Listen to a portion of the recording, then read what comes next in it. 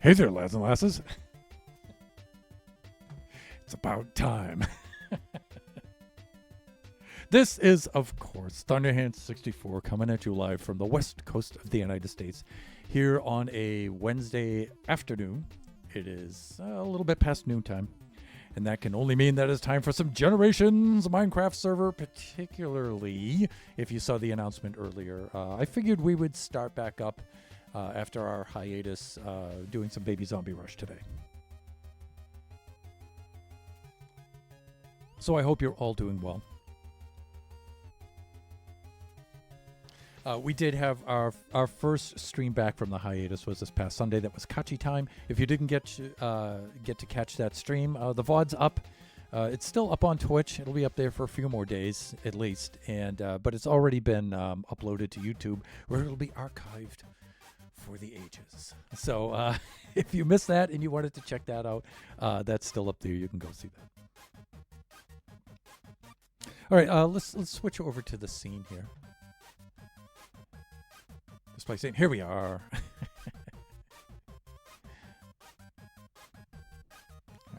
Get this out of the way from here. Clear off some desktop space. Hey there. I gotta think of a decent thumbnail for this. That right there is... that's not a bad one. Maybe take the glass out of my hand and maybe an observer. That's better. That's not too bad. Although you can see in the scene, you can see my mouse cursor, and I would like to figure out a way to get that out of there. And you know, I keep thinking I've seen an option either in Video Ninja or in OBS Studio or something that gives you the option to show the cursor or not. And I would really, because it's not too bad, but it's kind of annoying when I make a thumbnail and the little cursor's like right in the middle of my face there. Yeah, little pet peeves about streaming. Okay, so let's do a little bit of an update here. Um, so a new year, and still same kind of goals though. But just I think of it more like I'm refreshing our goals. That's how slow I am to achieve them. But one of the things I have been working on is to uh, clean up the studio and get this place looking more like a studio. So I've been doing some of the shelving and stuff to get things. I've had like piles of boxes that are full of equipment and accessories and all kinds of things like that, just stacked up cleanly but kind of cluttery on the floor around the studio here, and that's really annoying. And so I've built out some of the shelving and stuff to get that stuff off the floor and up through the shelving, sorted through a lot of stuff, chucked out a lot of junk and stuff like that. And so the floor now behind me, I don't know if you guys probably can't even see that. But as I have some of my guitars over there and stuff, some of my music equipment, but that's pretty much clear now. That stuff up against the whiteboard, the guitars, the music stand stuff, that's just temporary while I'm working on the shelving, which is all up there. There's some more shelving that has to go in. The lighting might look a little bit different because the shelving is now kind of covering up the lighting source a little bit up there, and so that stuff has to be updated. But the main thing is, one of the main things is that storage closet right there really needs to be cleaned out. I've moved all of the stuff out of there. Well, not all of it. There's some items still back there, but I need to put in a shelving unit in there. And I was trying to think about how to go about doing that. And because it needs to be painted. And if I'm going to paint that, this kind of shelving feature, this closet feature, merges into this wall and that wall. So if I'm going to paint this, at the very least I need to paint this, that wall, and this entire wall, which means all of this new shelving has to come off, all of this stuff has to come down, all of this equipment, all of my streaming stuff is all mounted on this wall, all of that has to come off, and to paint that, and that's a lot to do. And I need the closet online and better looking than that before I can do all of that. So the solution I came up with is to make a portable shelving unit in there that has locking wheels on the bottom, and that I can that way the shelving's not attached to the wall, which is good for earthquake kind of things too. Safety, not kind of things, earthquake safety, right? And so I can just roll the shelving into place. Then I can use it with the curtain up there, and stuff. And then when I am ready to paint it, I can then just roll the shelving out and out of the way, and then I can do all my painting. So the painting, I have to wait until the family goes to Taiwan, because if I try to do that now, the paint smell in the house will drive Mrs. Thunderhand insane, which will drive me insane. So I have to wait for her to leave before I can do that. So that's probably going to be this summer. So I have to get by until the summer before I can do that. All right, so let's get caught up in chat, because Lone Star himself has rolled in. Have you not finished this yet? Of course not. In fact, if I do finish this, I think I'm in a little bit of trouble, because then I need something for the creative mode stream to do. And yeah. So Lone Star, fellow buffoon and a good friend of the stream. You guys can see the auto shout out there. So please go check him out if you get a chance. And of course, the fantastically mediocre one himself. None other than Kumakwa. Good day, sir. The only one of you logged on right now who is in my my time zone, though significantly north of me. How are you doing today, sir? And you can see the auto shoutouts there. Please go check out Kumakwa as well. Lots of fun. Very funny streamer. And the mighty Cheska's Genie herself. Only a quick hello. Missed you. I've missed you too. I'm in the East Coast time zone tomorrow. Really? I think you did mention something about taking a visit over here, right? I don't know if you want me to mention exactly where, but I do recall that now. But I had forgotten that that's tomorrow.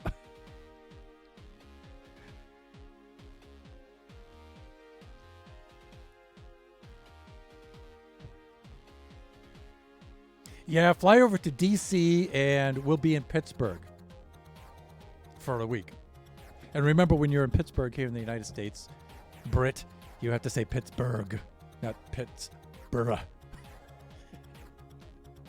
It's funny when you see the Americans, and they go over to Edinburgh, right? They're all Edinburgh. I really liked Edinburgh. It's Edinburgh.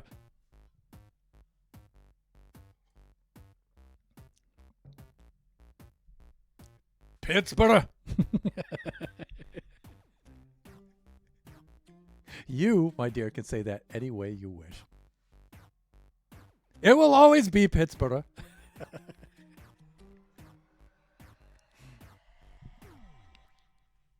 So much fun. You guys are so much fun. Okay,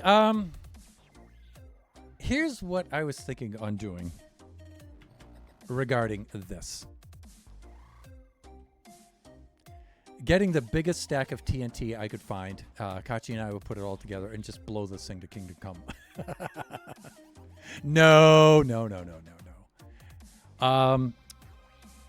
One of the problems we're having with this, I wouldn't say one of the problems, but one of the dilemmas that I think is holding things up is having this apparatus above the floor line.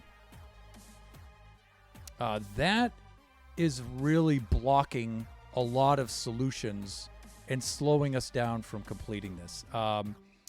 It's like with it here in this wall section, it's close. It's really close, but it's like close to being completed, but there's just not enough space for it, and there's not enough space for any of the solutions that we need. That will allow us to trigger the countdown clock and drop this so we can get out of here. And it's just not enough space. And I could build the wall out thicker, but I really don't think that that's going to solve the problem. I really don't. Like for here, I wouldn't mind having the walls really 5 blocks thick instead of 3 blocks thick. But then when you're down here, it's kind of, I think it's too much of a tip off for where the player is. I don't know. The player's running for their lives from baby zombies. That's probably not going to be too much of a concern. But I would really like to keep the consistency if I can. And I think just seeing if I can move this down below the floor. See, then we have all of this room under here where it's all hidden. And that's I think it's going to make things a lot easier. That, however, means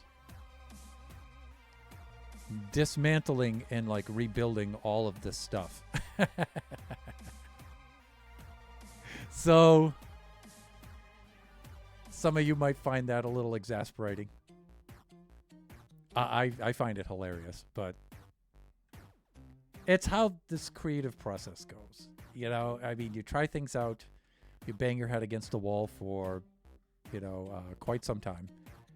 And then you just draw the conclusion, you know what, this needs to come out of here. So, okay, I'm late, so I will lurk. We'll check in soon. Okay, will do. Appreciate the lurk, my dear. Appreciate the lurk.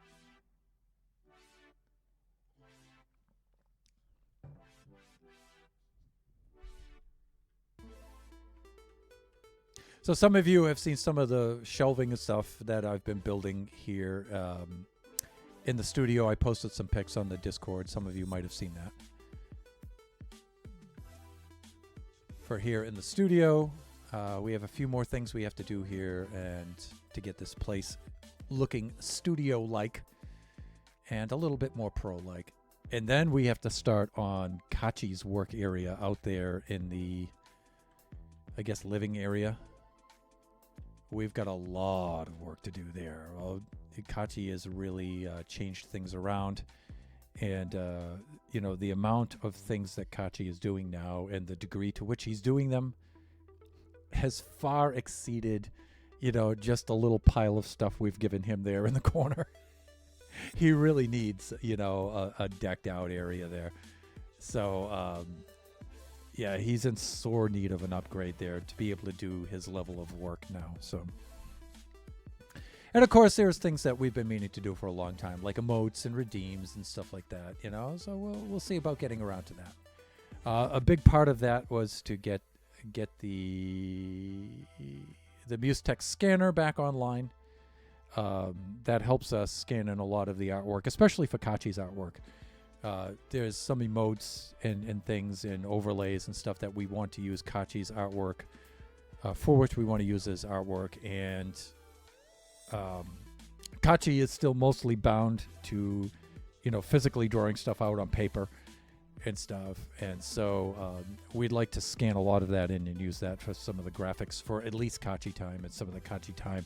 There'll be specific Kachi Time emotes and things like that. So, that was getting that thing up and running, dusted off, and because that's an old scanner from the 90s from Denmark. But the good thing about it is the scan bed area is 14 by 17, and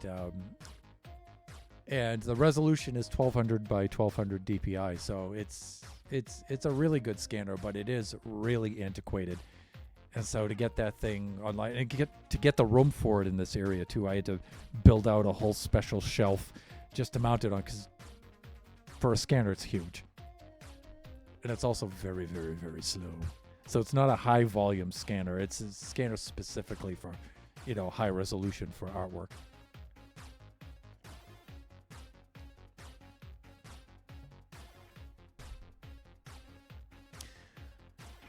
All right.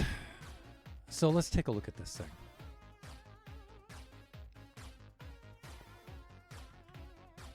I know this stuff has to come up. So I haven't looked at this in over a month. So how am I going to do this? All right. Let's strip away some of the wall sections here and let's have a look.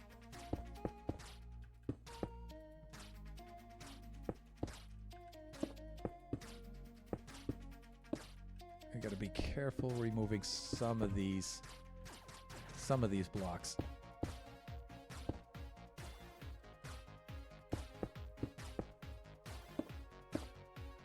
And let's just do that. That could give us a full view.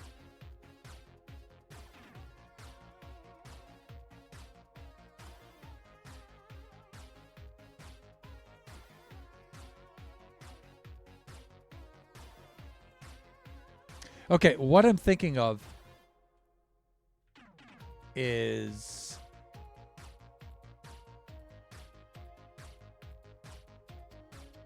powering this strip from below, but I still need the comparator. The comparator is very important. And if I make a trail or redstone trail and I extend it, I need to change the amount of blocks I'm putting in the dispenser. Is this a dispenser or is it a dropper? It's a dispenser.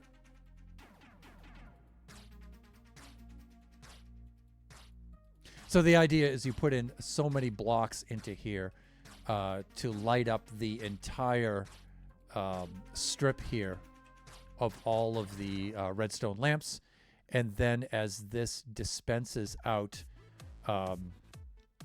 items, it sends less and less of a signal, and the lamps begin shutting off. And that's how this works. So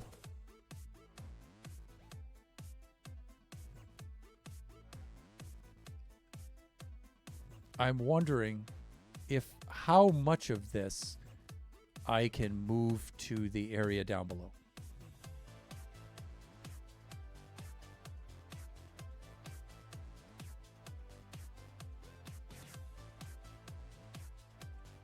And when I do that, I have to mind the gap.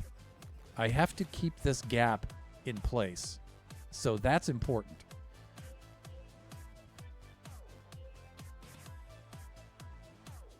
But I'm thinking a good deal of this stuff can move down below. It's going to have to. It's going to have to.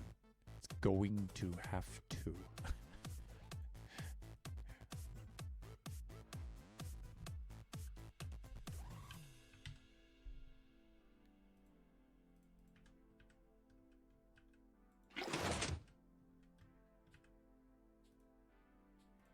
I thought that triggering system with the water was pretty cool, though.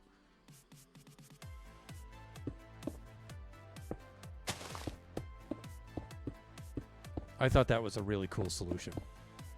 And we may wind up using that again over here.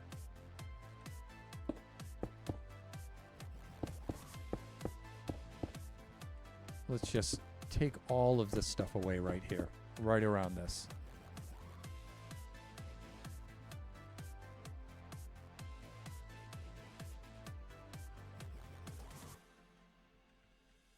Okay, I know I can bring this down.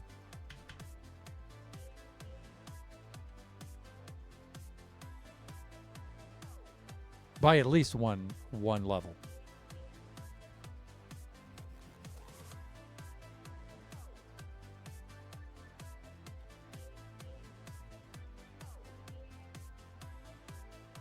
I can also bring it closer into there, but I don't think it's going to have to do that. One of the other things is if I take this and turn this sideways too, like for example, let's do this.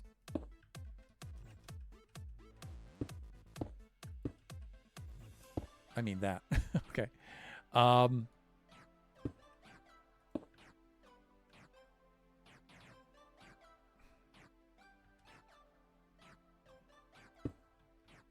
If I have it dispense outward, it can store the items sideways instead of down.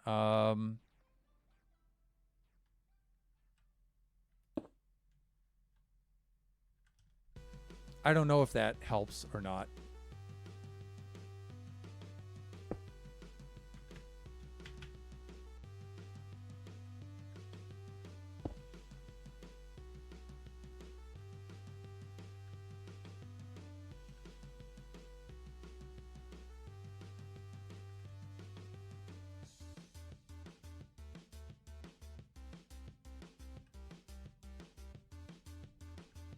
But what I'm thinking here is activating this from down below.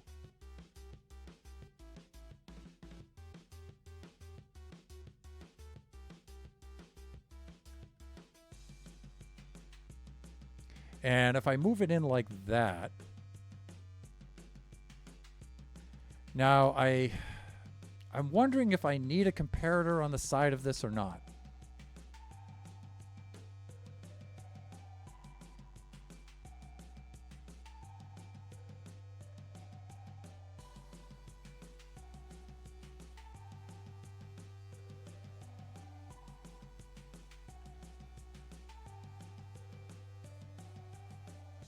Because one of the problems I'm having is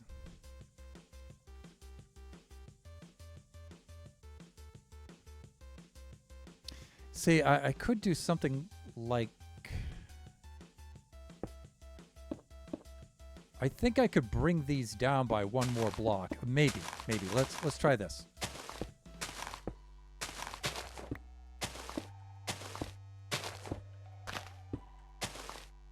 Because I think let's take a target block like this. Oh no, he's destroying all his progress. Yeah.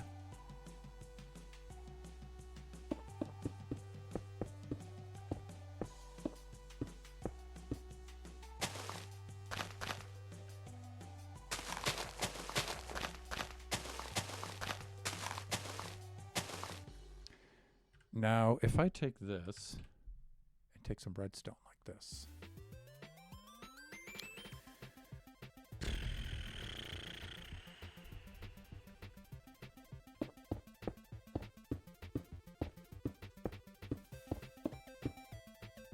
Thusly. And then I did something like that. Put the output there. And put this here. This should still work.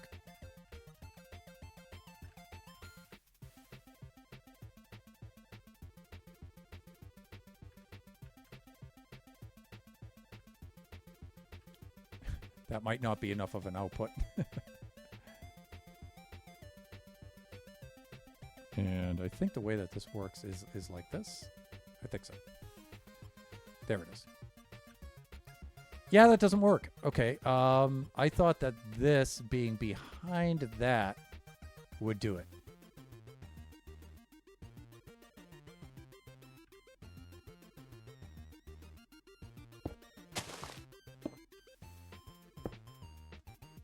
And it doesn't.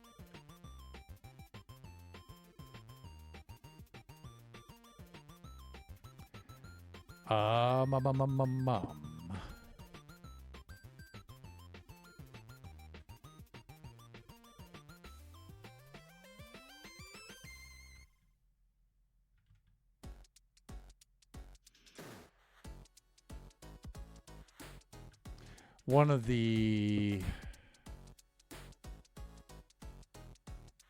other things that can be done. I mean, we could just move that back to where it was before, but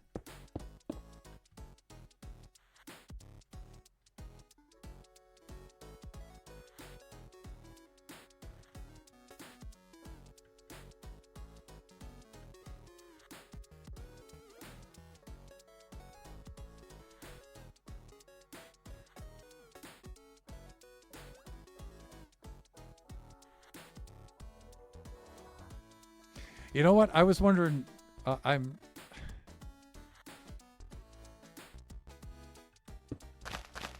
was wondering if I could do something. This is a little weird.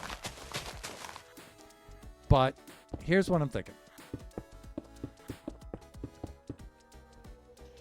Well, that's going to have to come out of there anyway. Here's what I'm thinking. Yeah, those will have to come out. And I'll have to resist the urge to let myself plunge and die.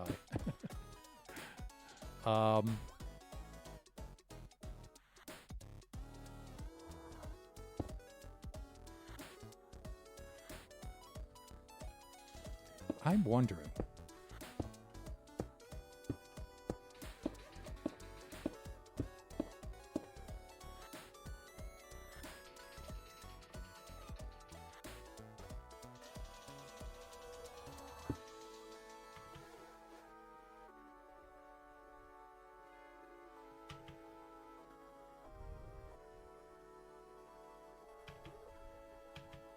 You know, it's a shame because the other method I had worked really, really well.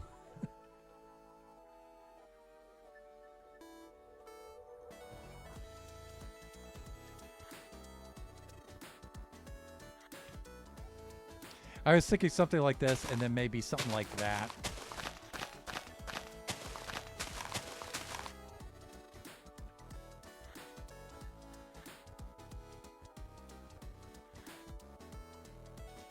Well, if I do this, I don't even need the redstone. Well, I do need the redstone along the top. I do need that. Yeah, so I actually can't go lower with that. And the reason why I need the redstone along the top is I need it to be able to conduct the signal. It loses the signal through here. I mean, that comparator is pretty much full. I mean, that dispenser is full.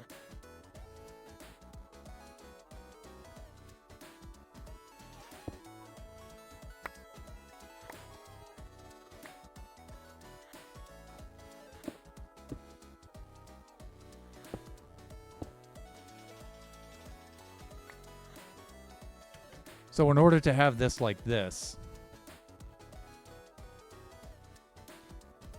yeah, we still pretty much need to have that system the way we had it.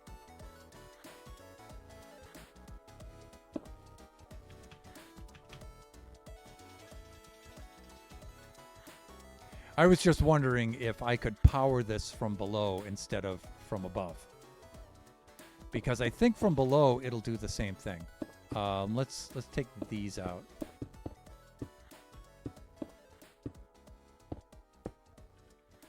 Now, this is only going to be temporary, so just remain calm. Everything's going to be fine. Like that.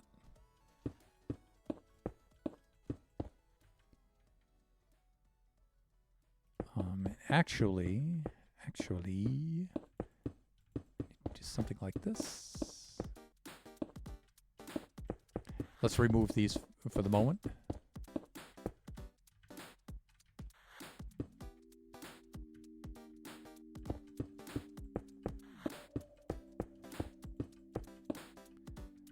Like that.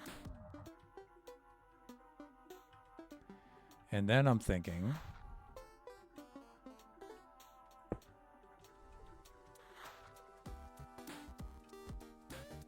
now again, this is temporary mock-up because this isn't going to work because we'll be able to see those. But there's something I want to try.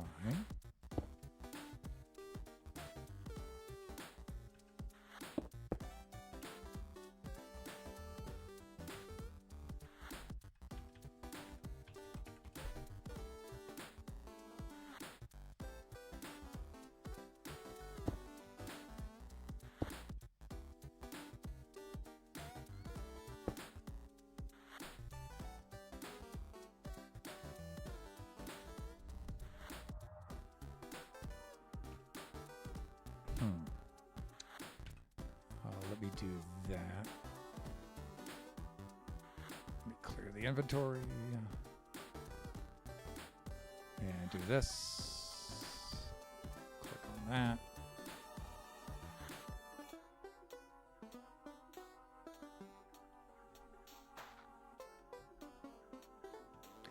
Okay, so that's not going to work. I was hoping that this block being powered like this would power that and transfer it over, but no, it has to be direct contact.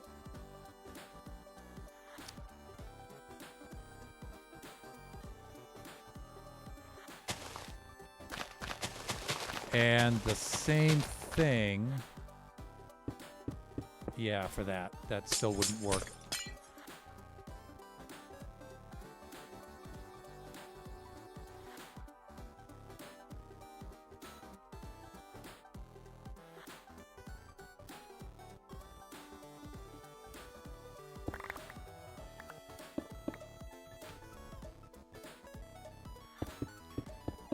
So again, the idea is to try to get this display to power from down below somehow.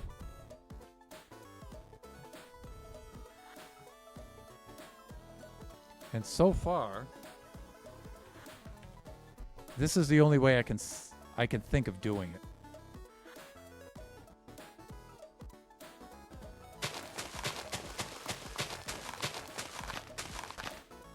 This, and then have the redstone on top.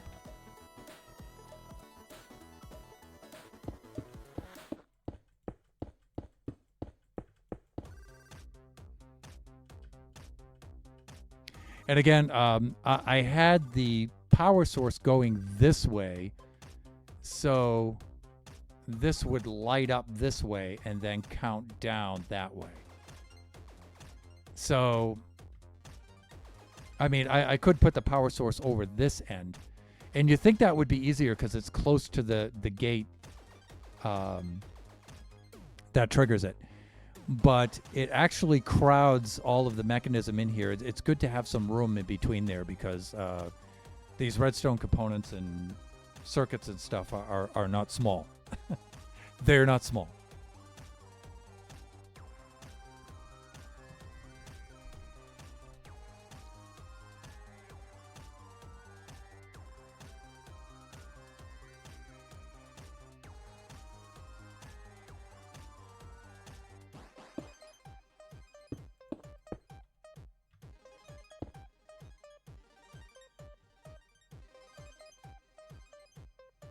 So again,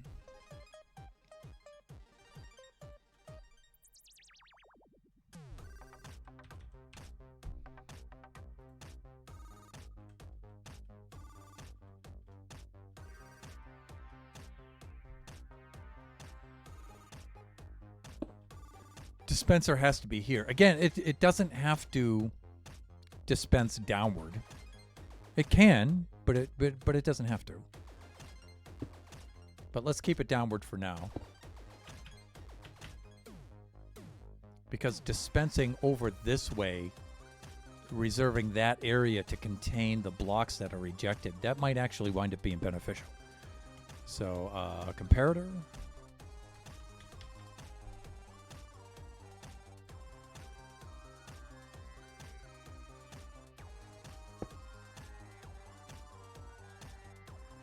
And so it appears, at least for now, that this has to be like this.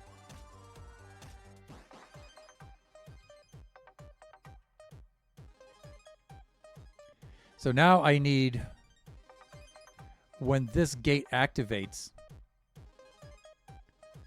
some kind of power source to come up and power the dispenser from below.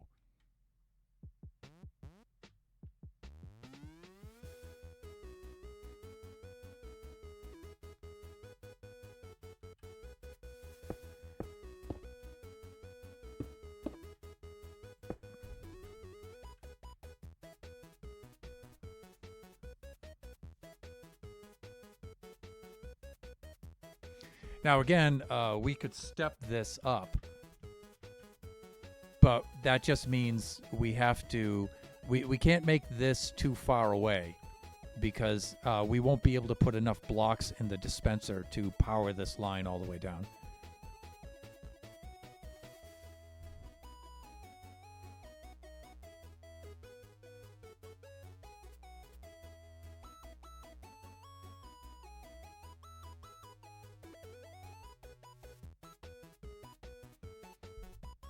And you know what? I really like the aesthetic of this too, so I don't want to use these blocks in front here. I really like that. So I'm just trying to think of some kind of way where power can come up from below.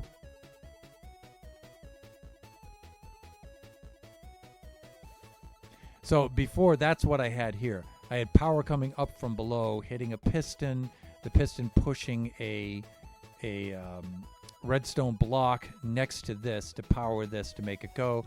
And then when this runs out, it's supposed to retract and stop.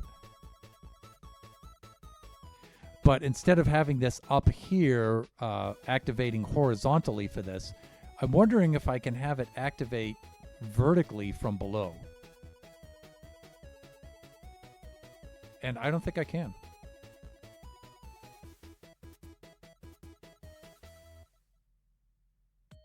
I don't think I can do that.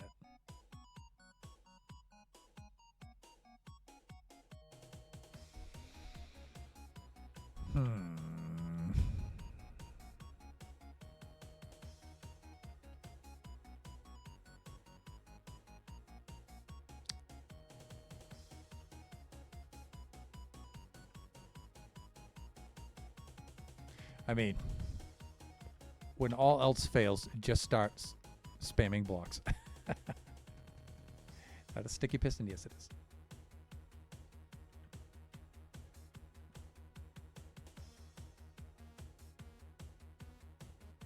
And actually, what I believe I had going here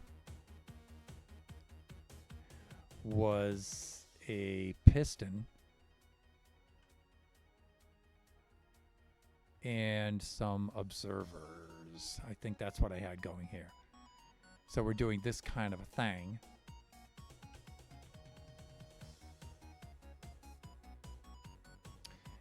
And one of the other things we can do is this. Let's do this for right now.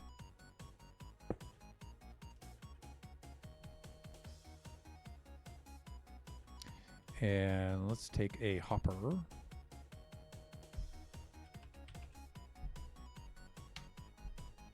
That's better. And this is what I'm thinking here.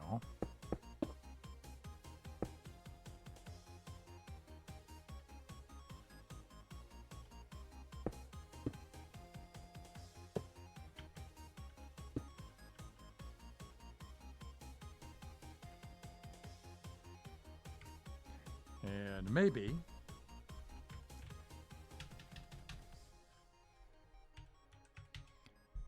arc hands.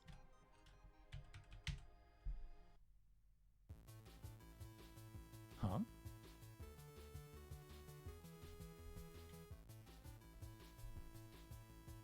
Okay.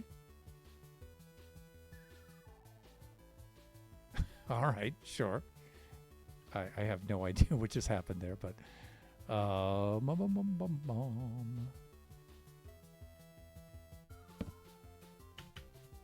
thinking if I did something like that.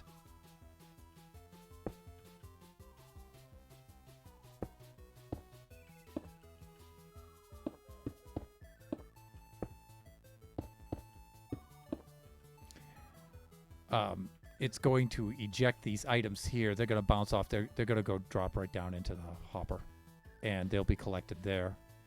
That will be all enclosed within blocks, so you won't be able to see them.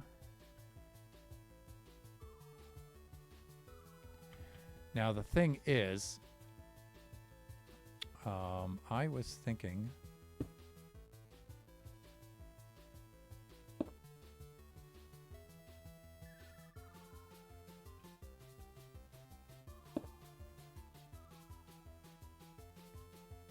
observer like that. And then, at least for now, again, not ideal.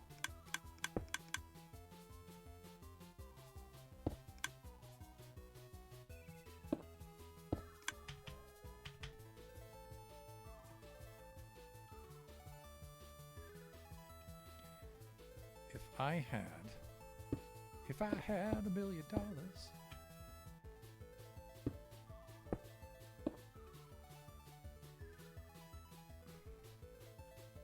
Annoying 90s song, but Bare Naked Ladies. It's a funny one.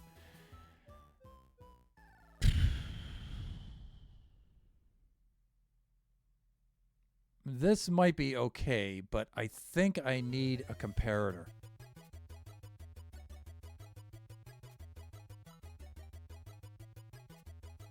And I'm hoping this doesn't lock. I don't think it will. And Kumakwa asks, what happens if you change the physics of the game? Will it work then? I guess I could. Devotchka! Redeemed H2 No Hydrate. Sluncha, my dear.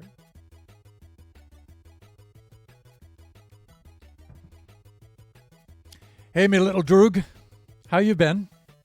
It's a very, very, very good to see you. Did you get your streaming effects and features working from the other day when I peeked in, when I was specifically told not to? I got it working! Woo! I told you I was thinking on making a little redeem or something of that opening scene from Clockwork Orange, where he introduces himself and his droogs, Joji and Dim.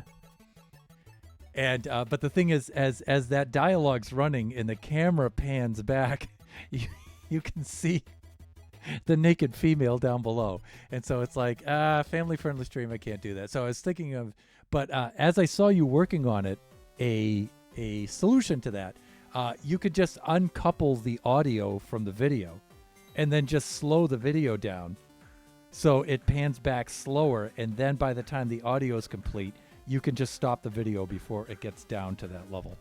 So, oh, I know. You need to cosplay Clockwork Orange. I should. That at one time was actually a very, very popular cosplay. Going back all the way to the 70s when that first movie came out. When first that came out, and before cosplay was a thing. Of course, it wasn't called cosplay back then. But what had happened, much to Stanley Kubrick's dismay, when the movie came out, people started to dress up like the Droogs. So they started to idolize the Droogs instead of being appalled by them in their behavior, which was the exact opposite of what Stanley Kubrick had intended, right? And so you could just picture him, shake my head. It's like, what the heck? You're not supposed to idolize them. So a lot of people would go to like costume parties and Halloween parties dressed up as the Droogs with the bowler hat and stuff, and with all the lines, and Stanley Kubrick's just like, ugh.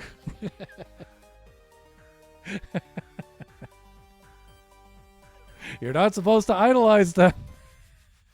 They are the bad examples. So yeah, I'm thinking this, right, where let's do this kind of a thing. I think I can get away with doing this just for a test, right? Let's do that, and let's put a lever. I realize some of you say lever. I'm more of a lever kind of guy. So you have that kind of a thing, but without the comparator. It might work without the comparator.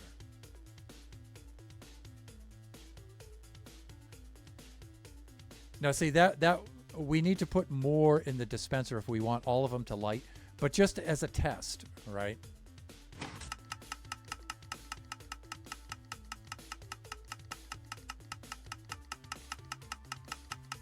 Oh.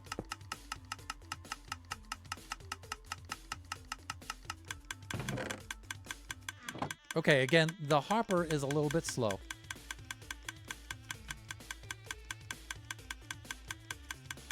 But it's not that slow. And then, of course, if I want this, I could always put the chest down below, too. Which would probably be better, actually, right?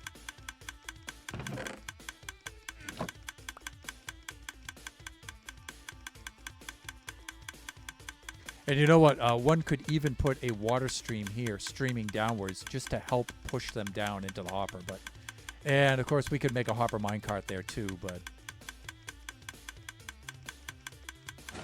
But this tells us one thing, that we don't need the extra comparator coming off of the observer.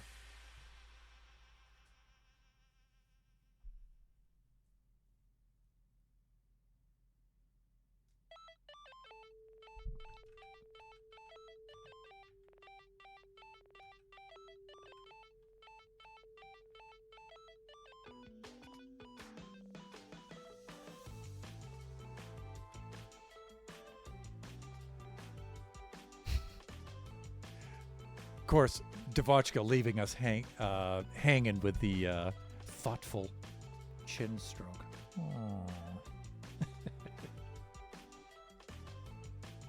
If you're wondering where my source for that was, I did read an article about that, but that's also from personal experience too. I remember being a lad, seeing people walking around with the bowler hats and stuff, or at like dressing up and going to high school on like costume day like that, and back then the teachers not knowing what that was or what the source was from. Bands would often emulate that, especially the punk bands, right? I don't have a bowler hat, but I need one. Yeah, I'm more of a flat cap guy myself, so no bowler hats for this lad. Lad, of course, is in quotes. So you know what? I'm looking at this.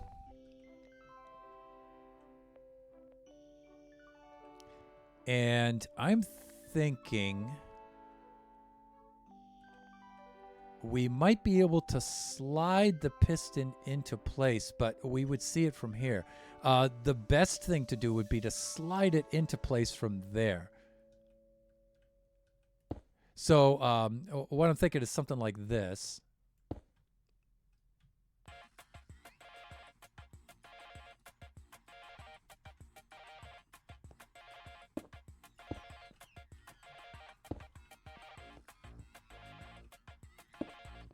Now, see, that would be kind of cool.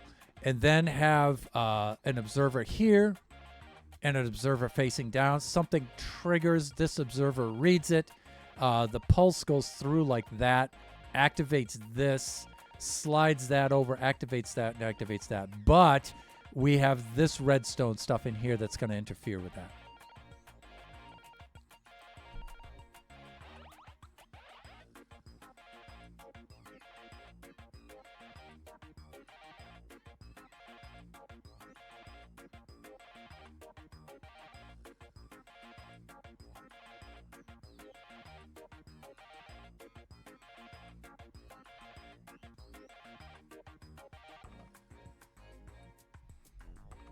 And so, see, all of this stuff I would like to move down there if I could.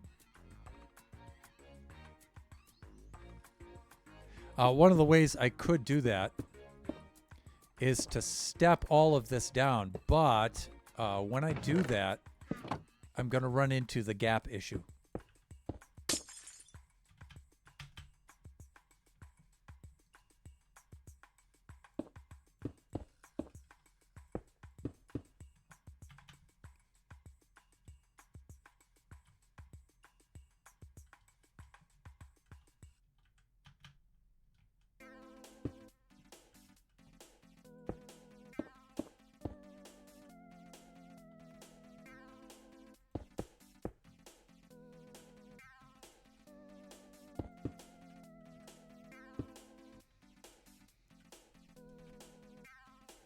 And we can remove that stuff, all temporary.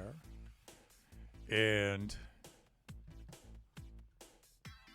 so, you know, you could do...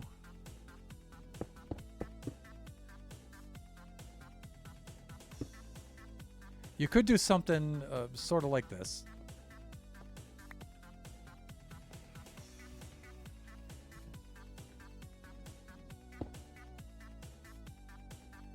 But you can see where we're going to have the gap problem, right?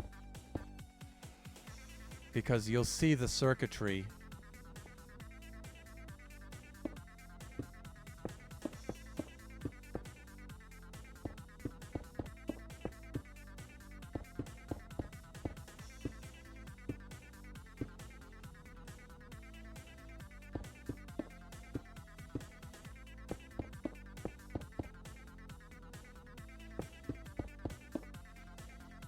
You'll see the circuitry through the gap, right? And so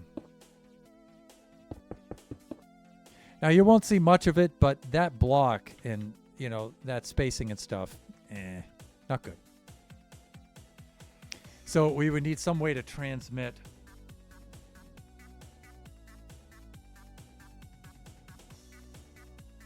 the signal up and through.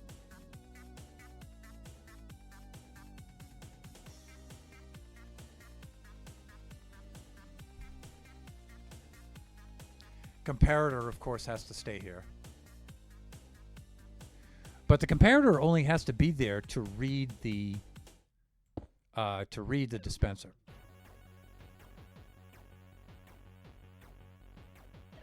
And again, this, I'm wondering if the dispenser can be powered from below, but the problem is, you know, the pistons and all of that stuff has to be above at the dispenser's level.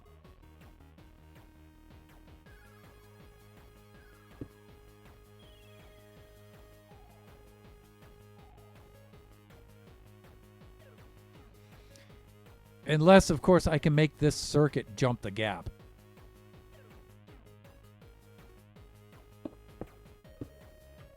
All I can think of is Happy Days where Fonzie jumps the shark. Let me see. There were Droogs in Batman Returns.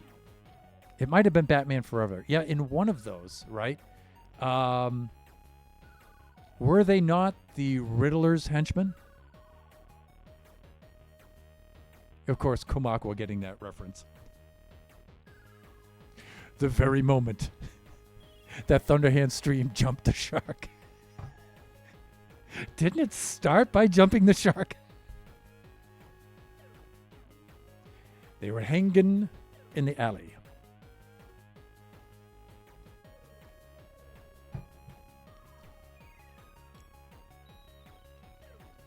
Gen Xers might get the jump the shark. Millennials, probably not. Gen Z, absolutely not. Like Kachi would have no idea what jump the shark was. But if I showed it to him, he would think that was hilarious.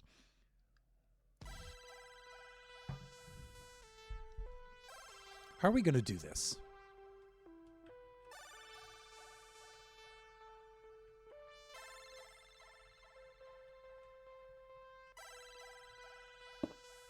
I mean, that's about as low as... How low can you go? That's about as low as you can go with this.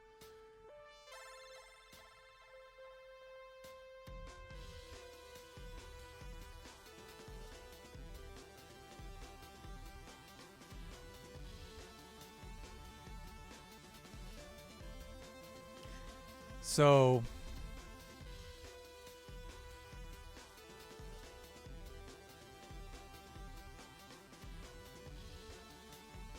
So I'm thinking we might be able to do something.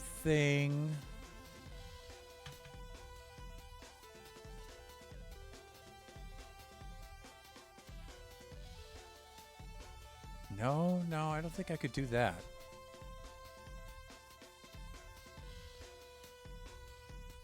Again, I run into the piston problem. I was thinking maybe I could have...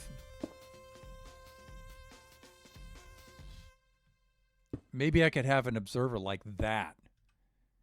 But I would need a steady signal through the observer, not a pulse.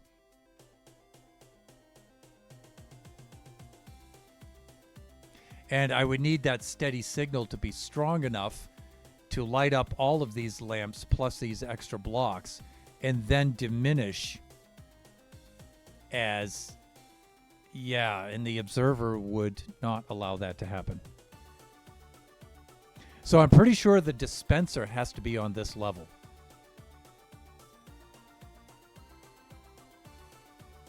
And that is a problem.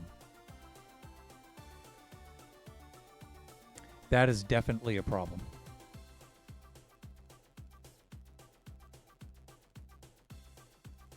As long as the dispenser's on this level, I can't see.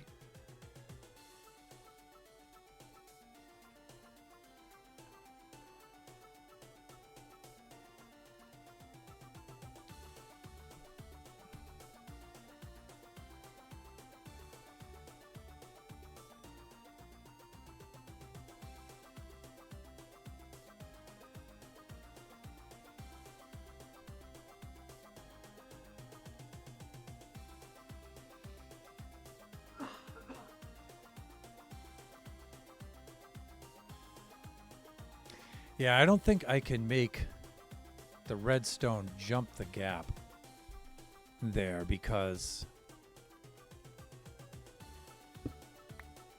Not without an observer.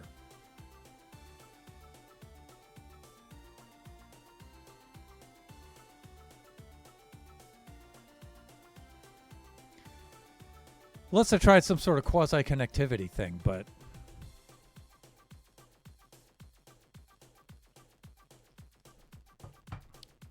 Baby zombie limbo.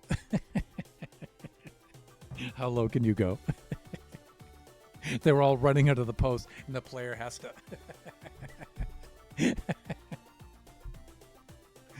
That would be funny.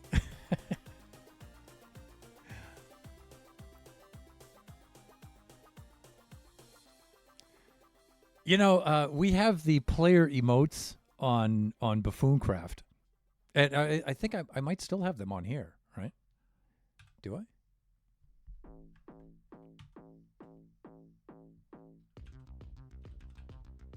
I? Maybe.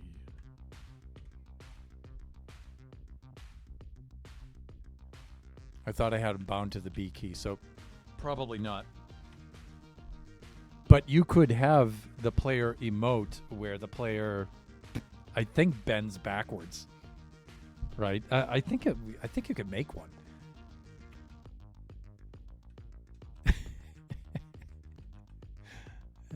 How to solve this problem?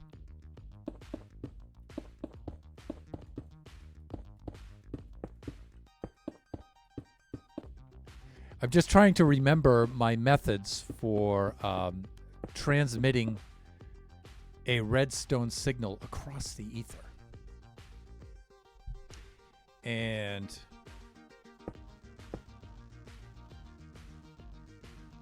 I'm trying to think of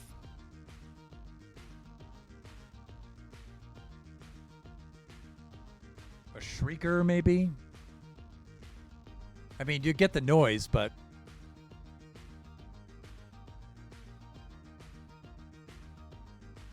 yeah, you need the wool blocks to isolate it and stuff like that. Really, the only way to transmit it across an open block of air is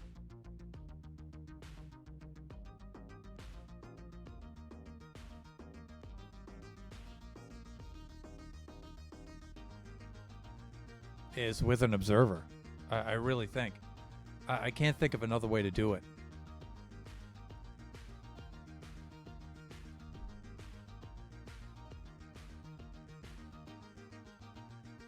So let me look at some other redstone. And maybe something will jump into my head. Like minecarts, minecart rails.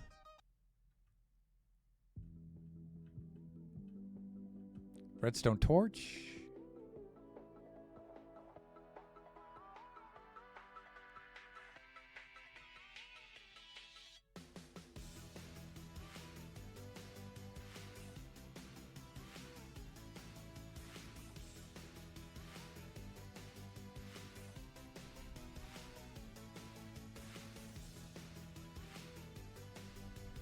Various clocks. Sorting systems.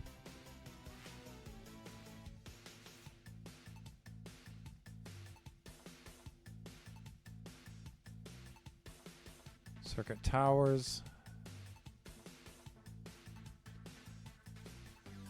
Flying machine is tempting. But I think a flying machine would be way too slow.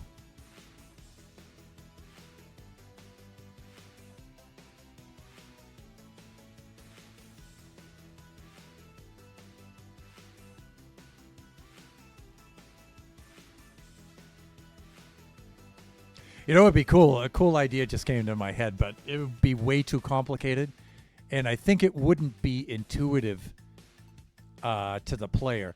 It would be cool to have, even if it were a square spiral pattern, here like this, where the whole pattern lights up, and then it starts, the lamps start turning off as as it goes around the spiral until it finally hits the center. That would be kind of cool. That would be really cool, but I think it's just too complicated, and I don't think the player, in a panic, even after they slow down, I don't think they would understand what's going on. I think that's very, very clear and very simple, and so I'd like to stick with this. One of the other things I was thinking of is having this be vertical, but it's just too tall, right? And I wouldn't want to see it from. I wouldn't want the player to see it from other places in the map. Now, this is the configuration and the look I want. It's just this whole mechanism in here has to be more compact.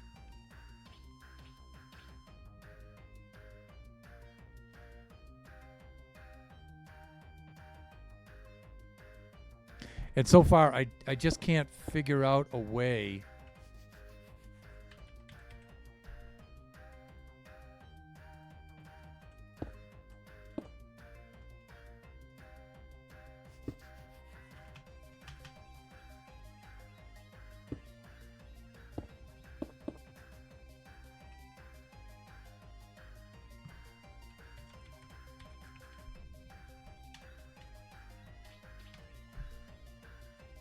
Really, Hans, how many how many tries do you need to get that right?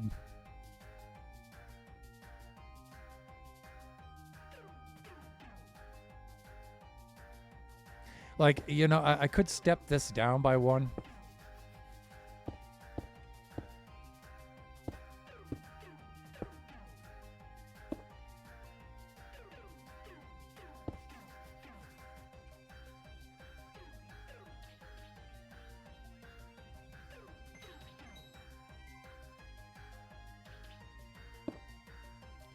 Might save me a little bit of room.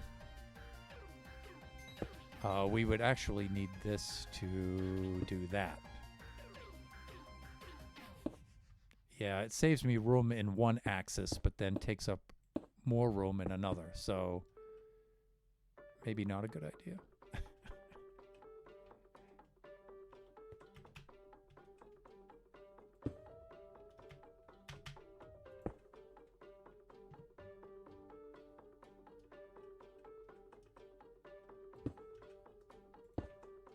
You know, something like that.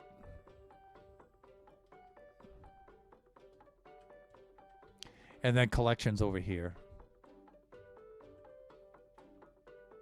Collection could even be up, actually.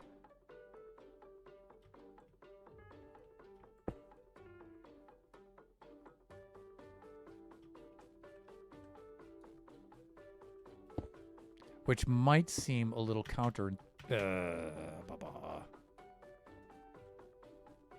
Fuck.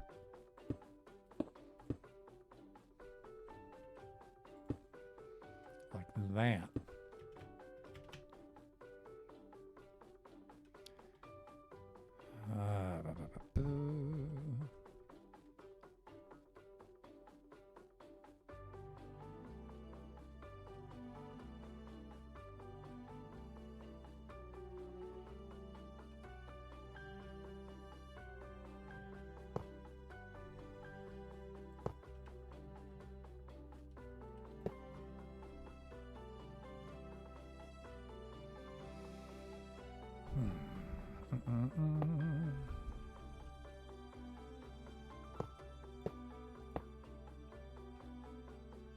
But I think you guys can see this is starting to get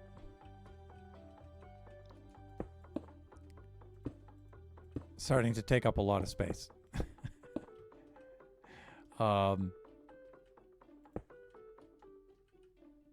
You could do something like that with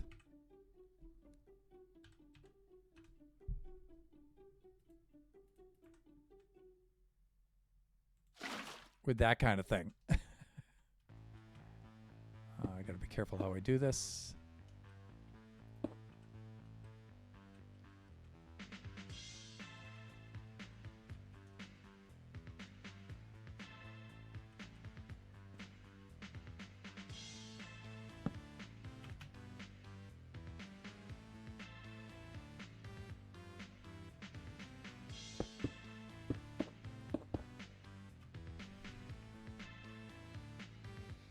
Actually, it probably needs stairs there.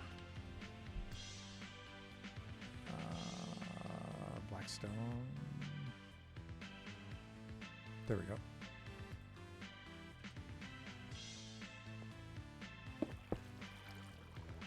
No. Yes. Then you could open that, right?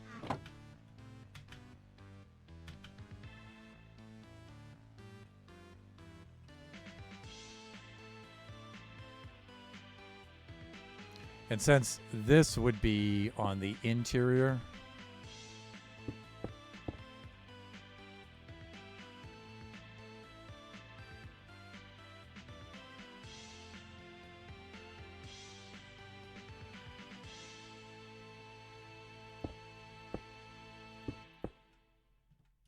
you could do something like... you'd have to be careful, though. I was going to say you could use something like gates or trapdoors, but then the redstone would power that, right? So you'd have to use something like... Oh, Lord forbid.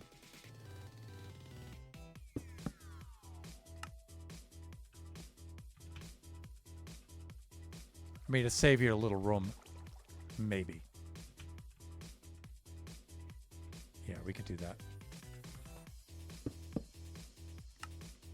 But then you would lose the items out the side. So you would at least need these to be something like this.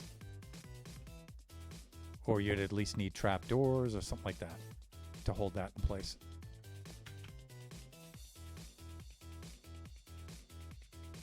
I mean, you could do something like that, I suppose. I'm not thrilled. Because then I'm thinking, you know, you could have a piston.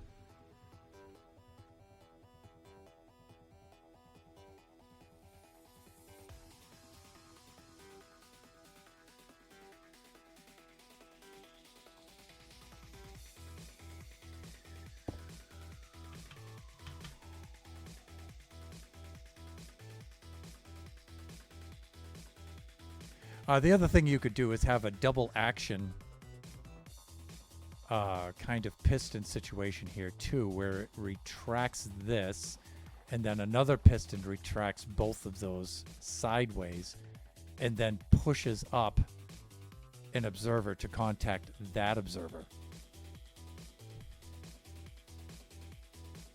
That's a possibility.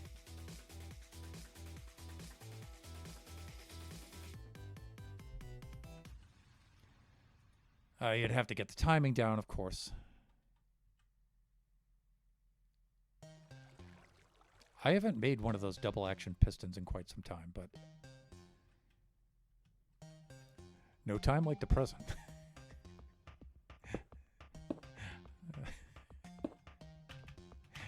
Yeah, Thunder's just going to try to improvise one on stream without any prior practice or anything. Yep. Jumping the shark, one stream at a time. So I'm thinking that this would pop up, grab that, pull it down, and then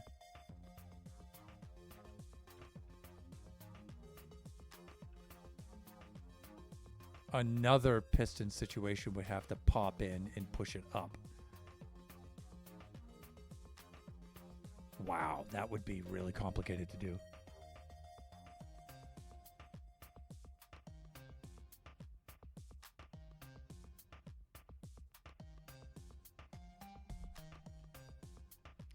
Like, you could...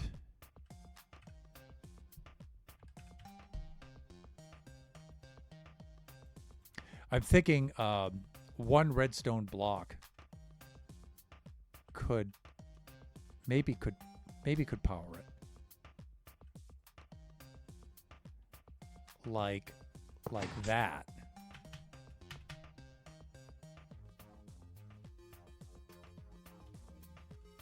Wow, I mean, that would be a really cool, a very, very cool piece of redstone. See, I think you guys know what I'm thinking, right? It pulls the slab down and then pulls the slab and the piston out of the way. And then pushes the piston with the observer into place and then pushes the observer up. I mean, that's super, super complicated, but I mean, it would definitely solve the problem.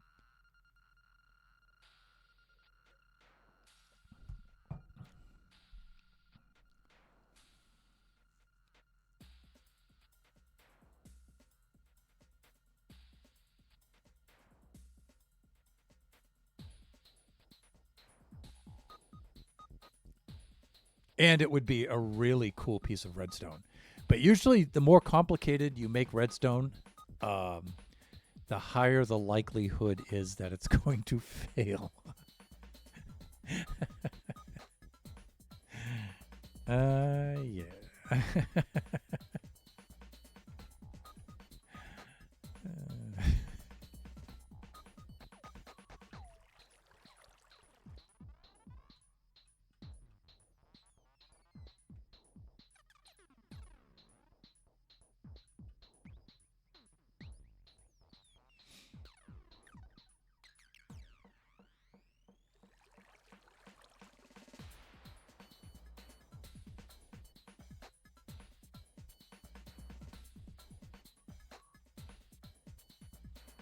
So what would have to happen?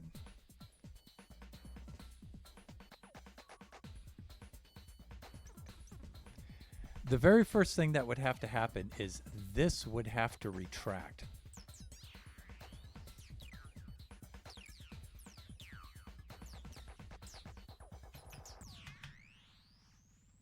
So let's just retract it that way first. So the very first thing is this would have to grab this and pull it back.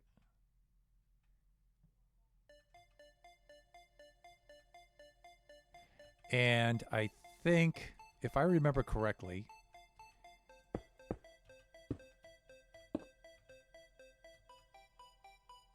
I think an observer will do that.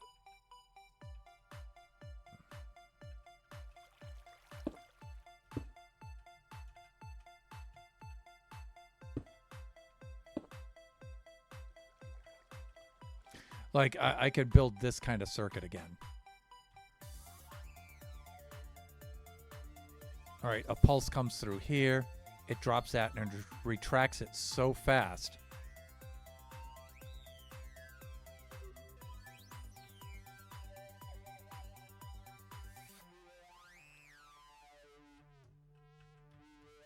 Just trying to remember how I used to do that.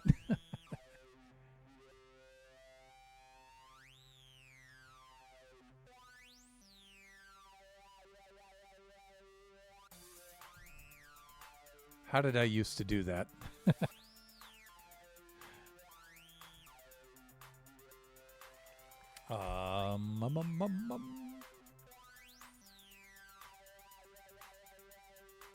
Like, just make a burst go through, not... I mean, I can do that with a button.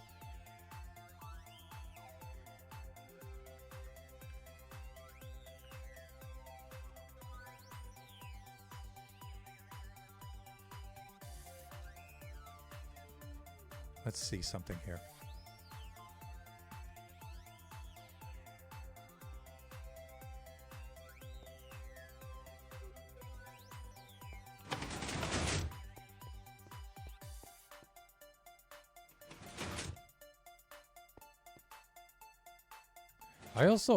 I thought I had a better solution for this entrance as well.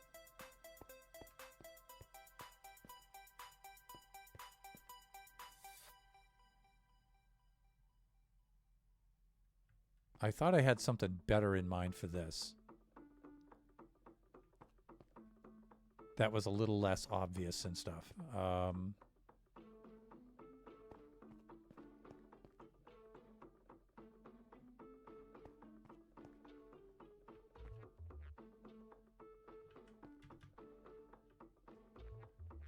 Oh, I know what I was thinking for this.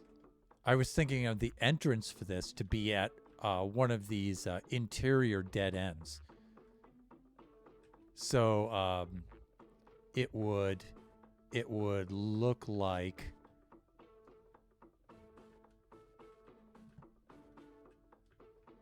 it would be kind of disguised like one of these where you come down here and it's like, oh, dead end. Okay, push the button and see what happens. Except those are exterior ones. It would be an interior one, kind of like this one with a Ravager here, and then it would, so you wouldn't have this kind of thing with the pistons and everything. It would just be on an interior dead end. Like we would block this off, for example, right? So it's not, you can't circle the entire thing all the way around. That would solve a lot of problems, actually. And when you press the button, maybe it opens like right here and lets you in.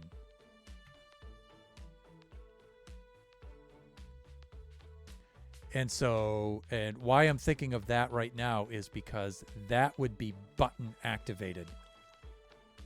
And a button would send a pulse.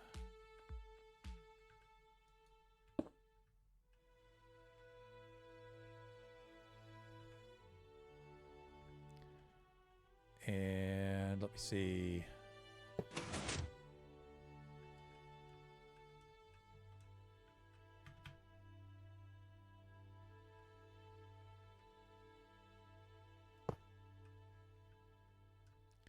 Do something like this. Let's just put a test button in place like that. There we go. And say, this is what I want. I want it to be so fast. See, it'll leave it in place. But what we needed... I think I need a comparator between here and there, or at least a... yeah, because it's the double action of the button that makes things a problem.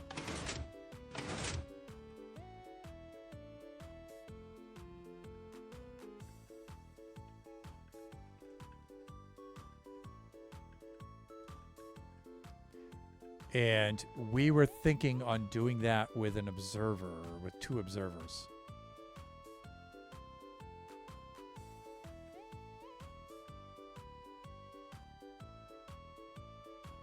Because you need the observer to make the piston move that fast. But it's the double action that kills it. And we solved that problem over here with this kind of thing. Where we had observer, piston, observer.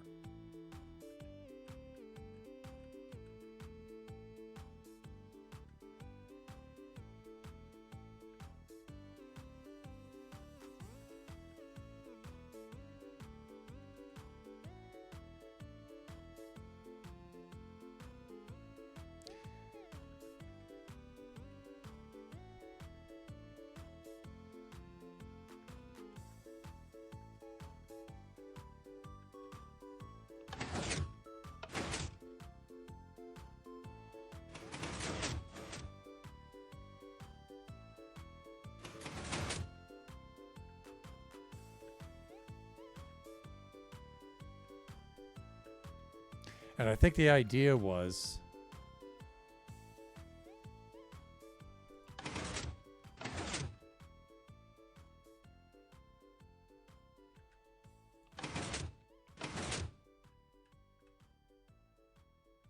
now it's in the down position. Now it's in the down position again.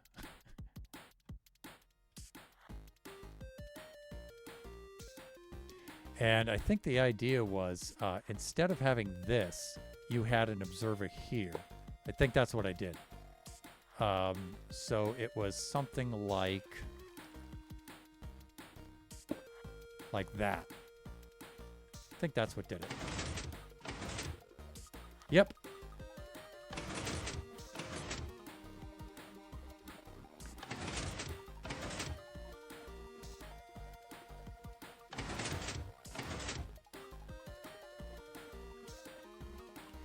But when this is down now we need another piston to take both of these and pull them back. That's going to be tricky.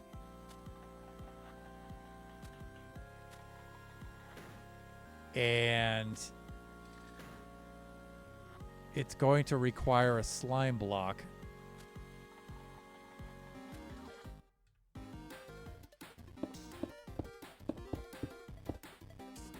And that means we can't have these in place because the slime block will stick to this and drag that over as well. This is what I'm thinking.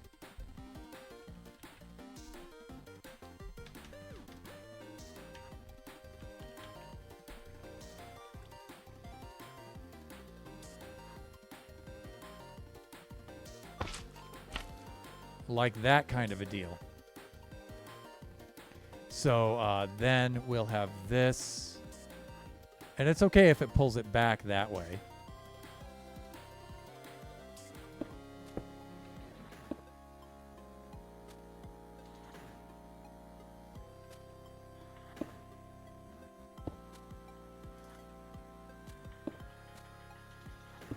So we'll have to put in some repeaters to make the delay.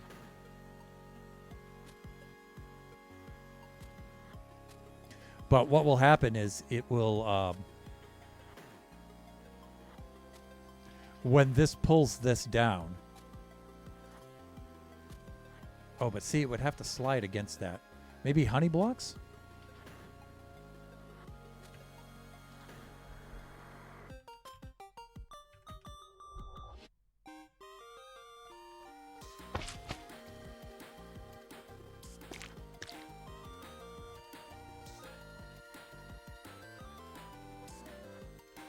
But I don't know. You know, this is stuck to this with the sticky piston. Let's try something first. If I move this,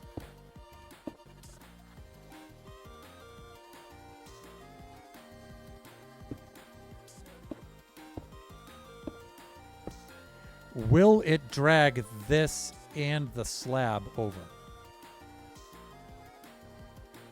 If it does, we're great. If it pulls both of these, we are in business.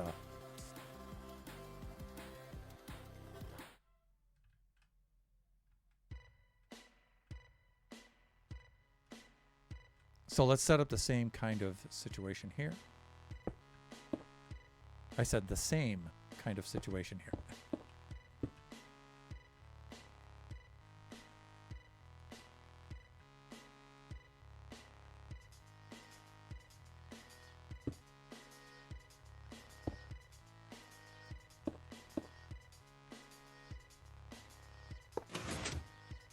Yeah, see, it won't grab that.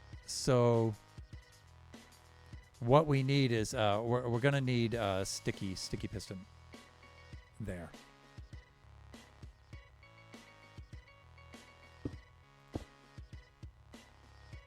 But the problem with the sticky piston is it's gonna drag these, I think. Now I could make those well, you know, if we don't have obsidian slabs.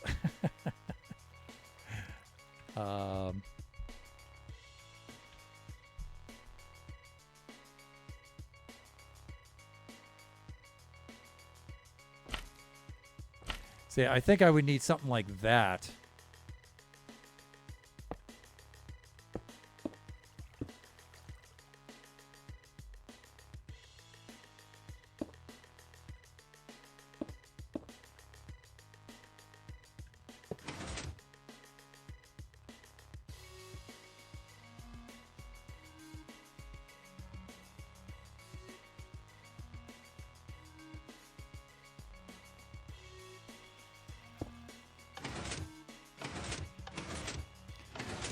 Okay, we'd have to slow this down enough to grab those blocks, but it could be that too.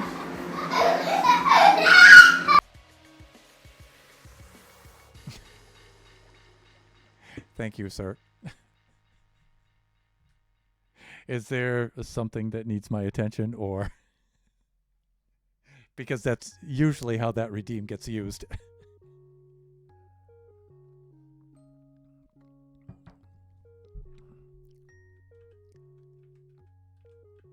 Or are you just frustrated because you can't break the stream like you usually break Greener stream?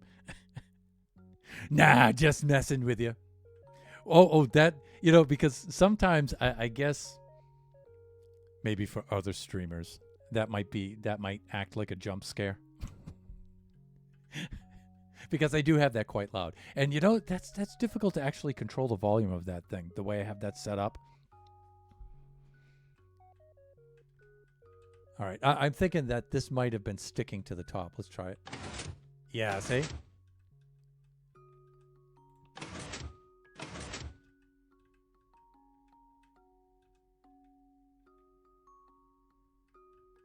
And we would have to do this kind of thing again.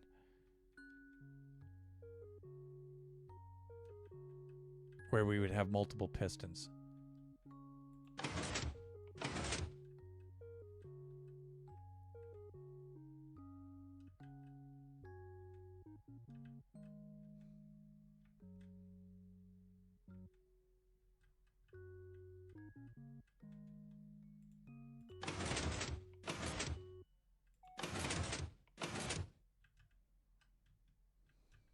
Interesting.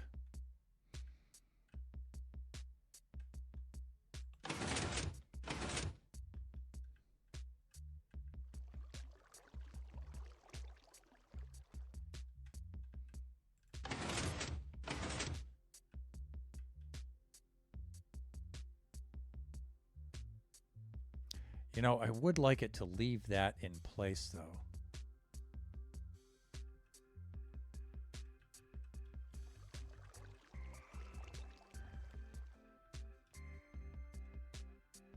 So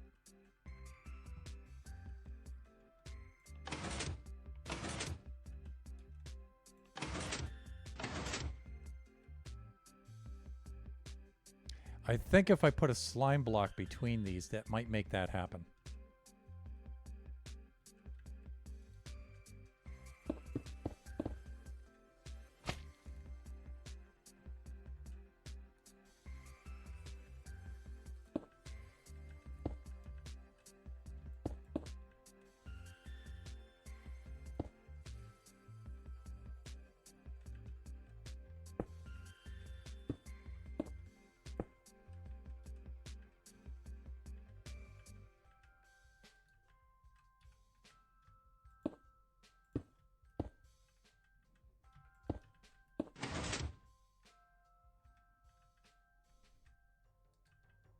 Or I could just slow it down too, I think.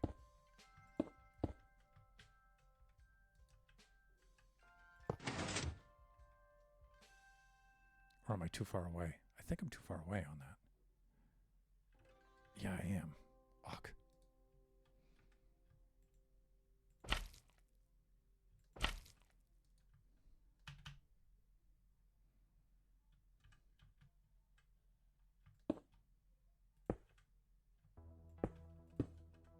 There it is.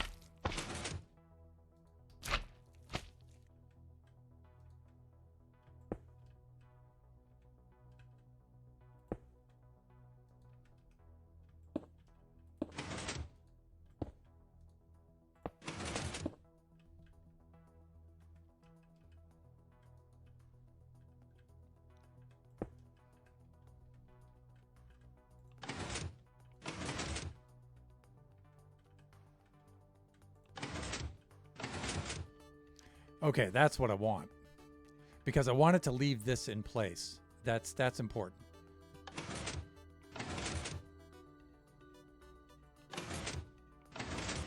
Okay, that's good.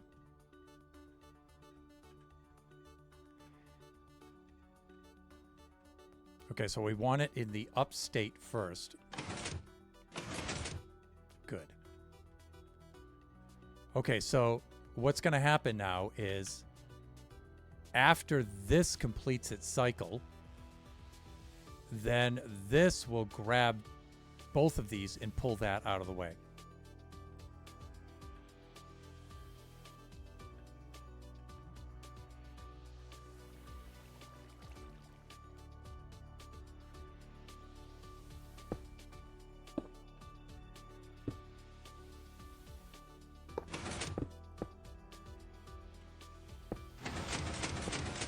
Calm down. It's going to be fine.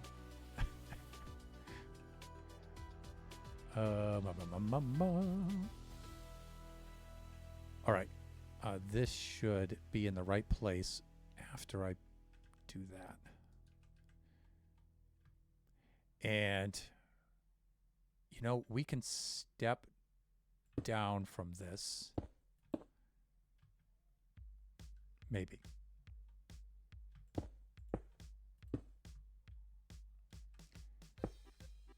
Because I'm thinking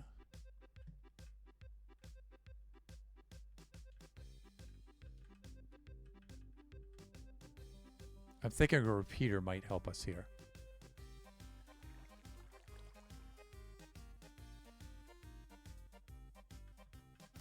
And I don't know if I can do that with rails. Because I can't get the I can't put another rail like this and have this. Well, maybe I can. Yes, I can. That's right.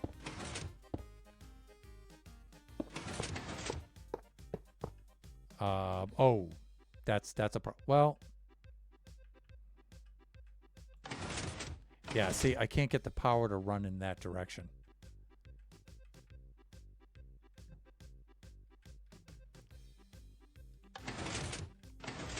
All right, it's in the up state, but it didn't leave that in place like I wanted it to.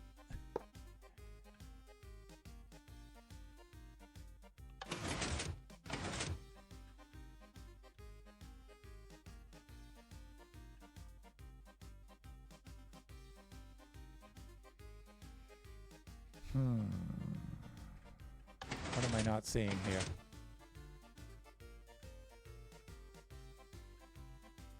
This has stopped acting like... I want it to return that to its spot.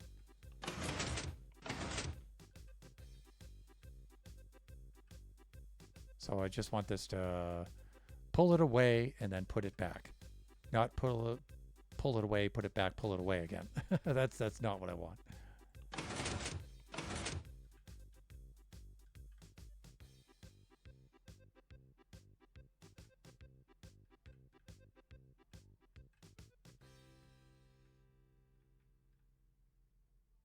So maybe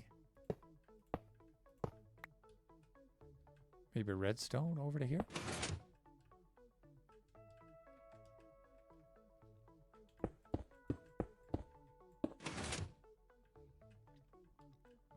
Okay, so that's in place.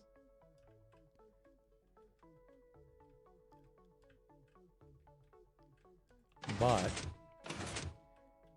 okay, it does drag this down past the slime block though, which I like that. It can do that. That's nice.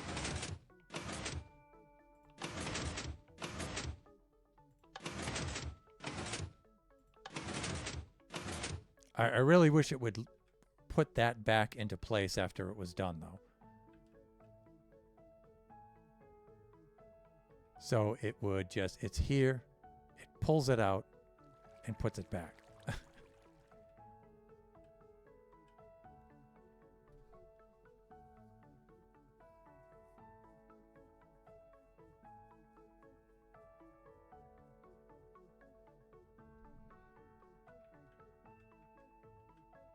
How am I doing for time? 16 minutes left of the stream. Shut Mountain! Did Kuma get auto shout? Yes, he did, sir. Thank you very much. Mr. Shut Mountain, fellow buffoon, friend, moderator of this stream, how are you doing, sir?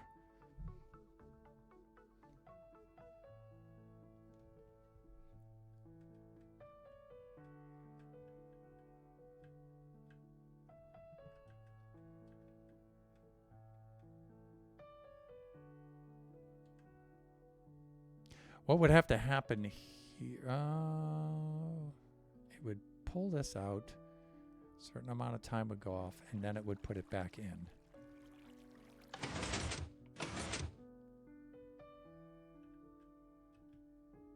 Unless it's just the timing.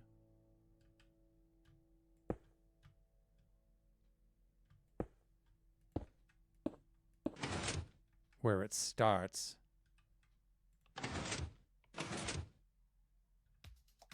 No, because it ends like that in sequence.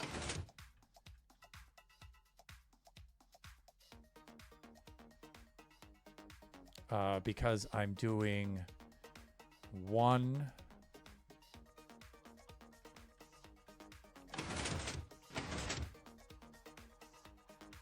I need 3 things to happen, that's why.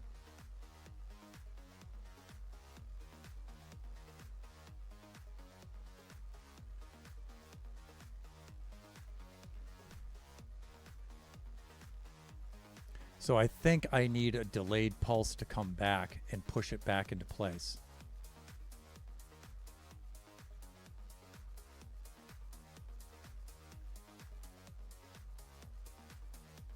I would need something like... Where's a repeater?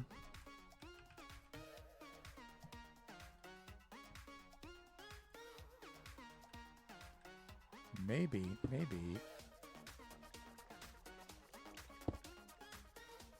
Let's put a delay on it. Let's see what happens.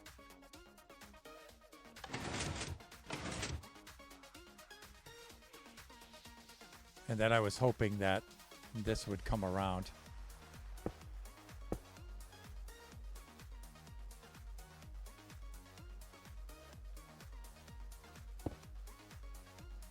Let's see. Huh? Oh. That's a problem. Okay.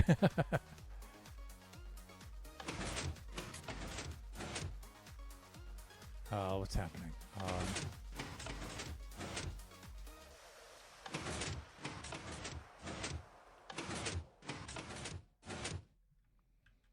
I need a little bit more of a delay here.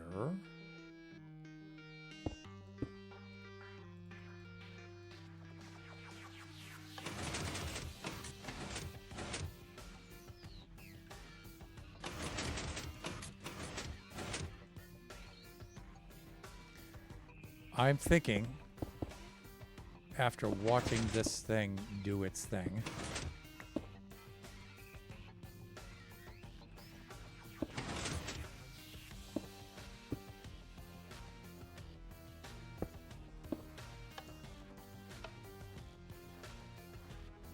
redstone, thank you.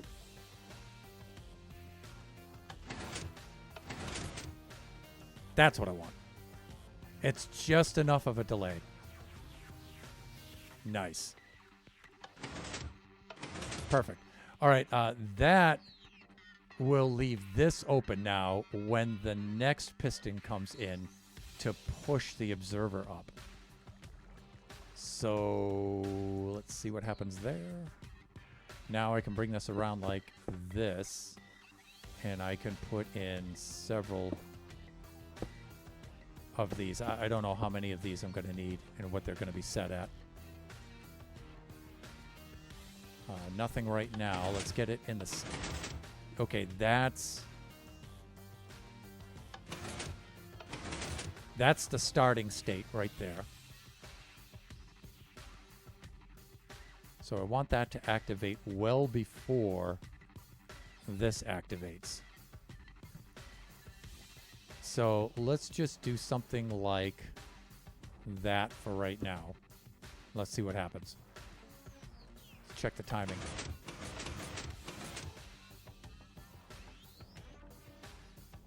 Wrong.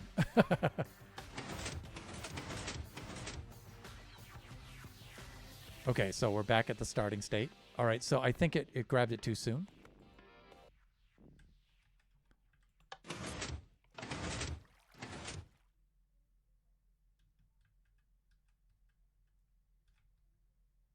Again, maybe too soon. Or not soon enough. Let's see what happens.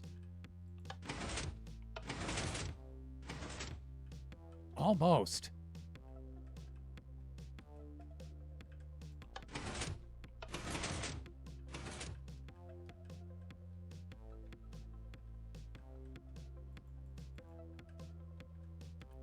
Okay, so I wanted to grab first.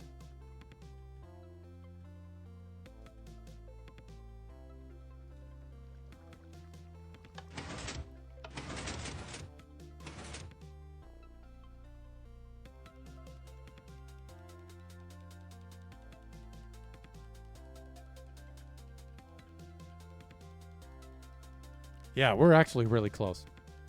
Doing okay. How about yourself? Not too bad. Not too bad. Thank you.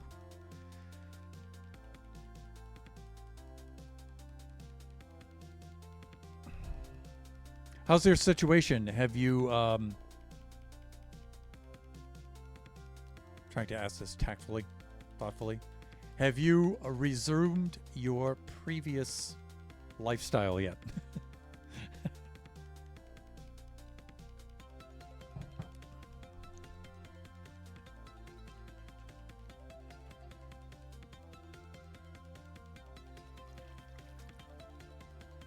Not yet. Okay.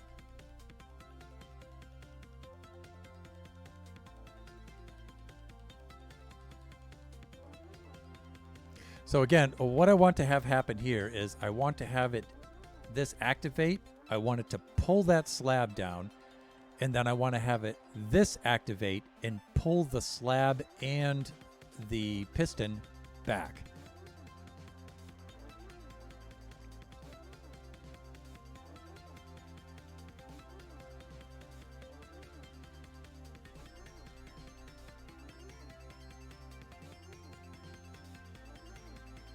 And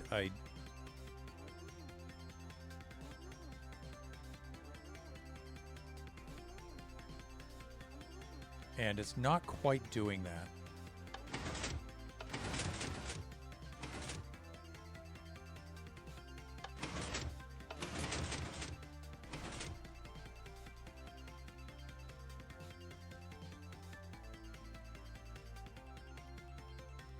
Okay, this should actually be starting in that location.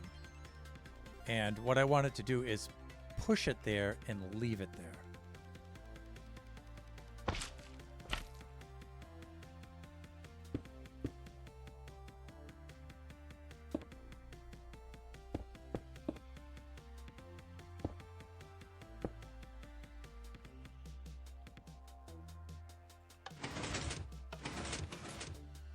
And that's not going to happen that way.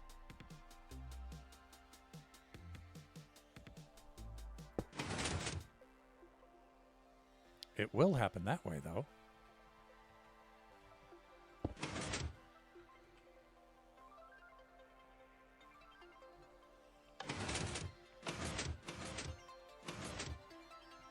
But it needs to leave this there. So is the slime block...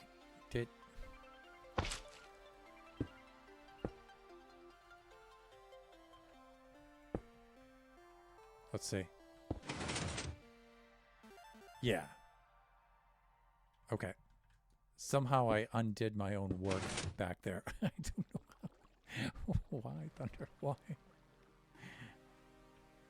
All right. Oh, see, that was part of it right there.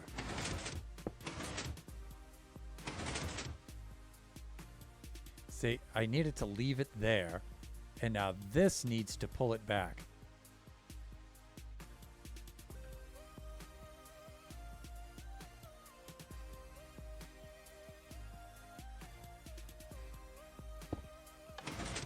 There.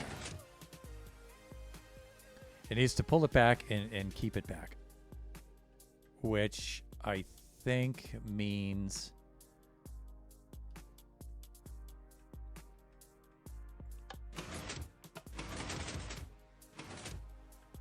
Oh, that was actually very close.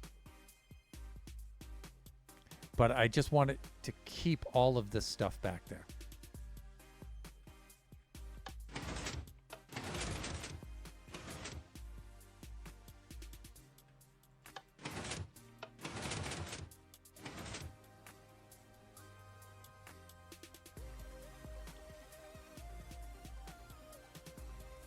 Two, three. 1, 2. But it has 2 actions. 1, 2. All right, so I would like it.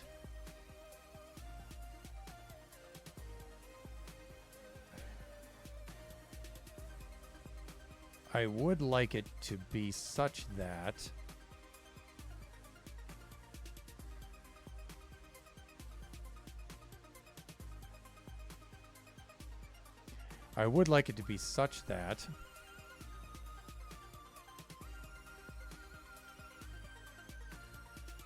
when this activates, this pulls down.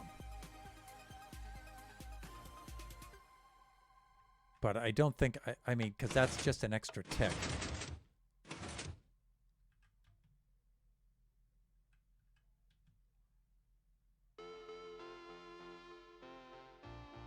And it's just the timing of this, right? I mean, this isn't bad. It's just an extra tick.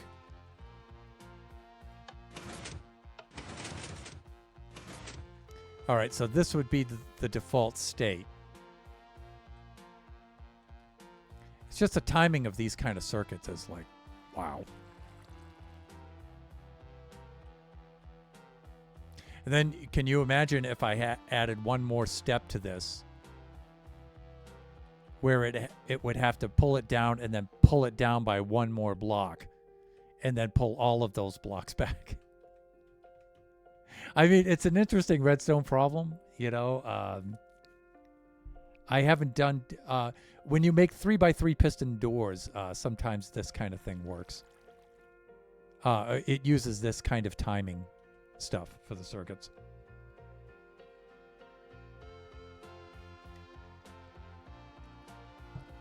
Not yet. Should be on the 9th, though. I assume that's the 9th of February.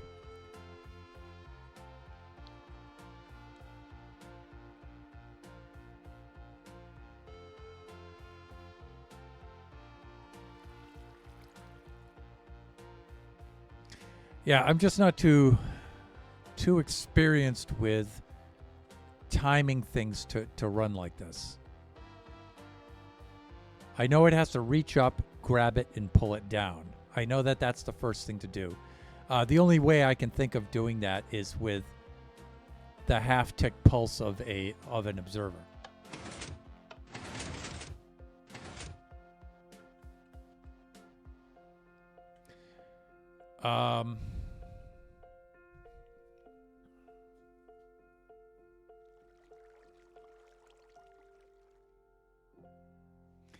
That also might be faster.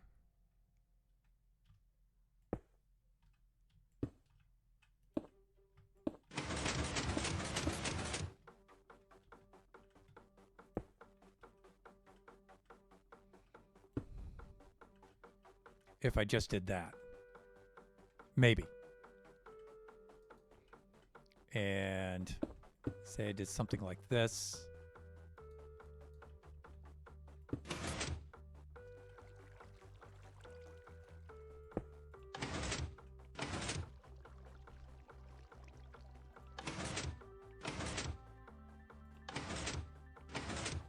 Okay, but yeah, that was the problem, right?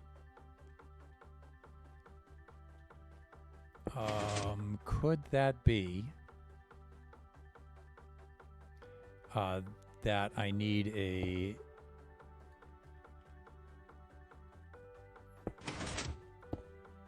repeater or a comparator between these two?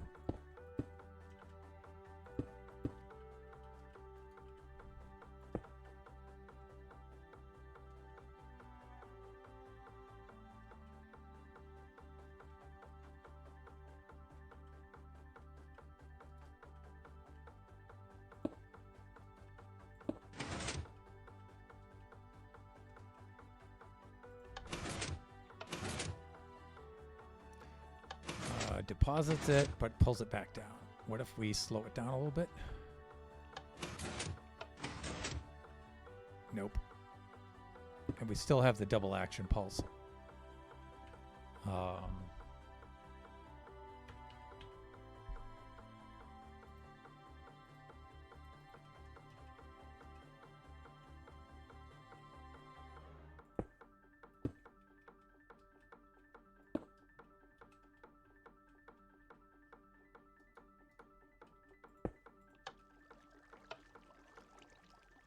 Doesn't sense the change.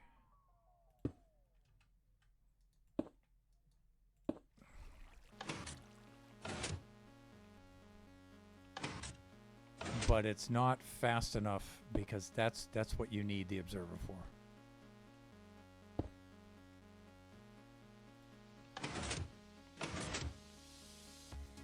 Yeah, see, I needed to pull that up there and then pull down fast enough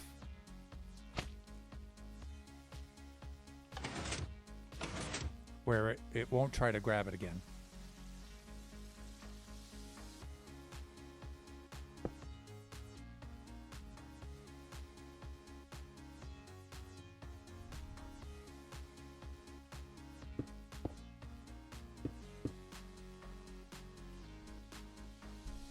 But we are at time anyway. It is the end of the stream.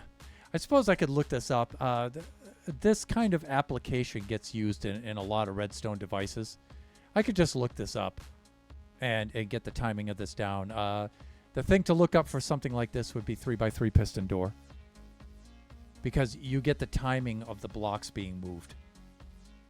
And I just don't have enough experience where I can just do that out of my head like I used to. I just don't use it enough. So, but yeah, I guess I could work that off camera. Okay.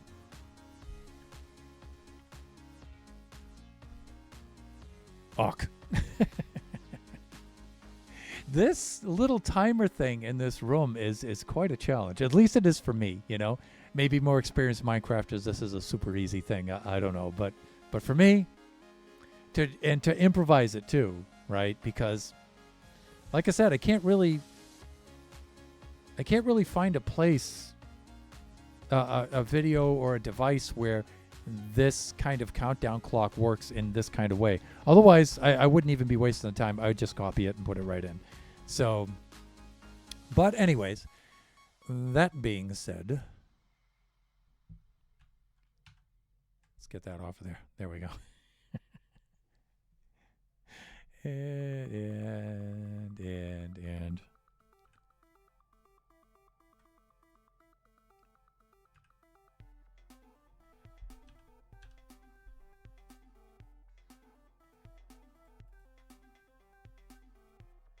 There we go. Maybe a little like this. All right. Let us see if we can set up a raid. I think Jeannie might have implied that she was streaming. Maybe.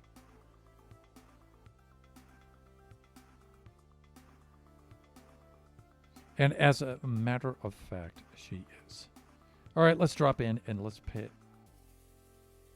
pay Jeannie a visit, a raid.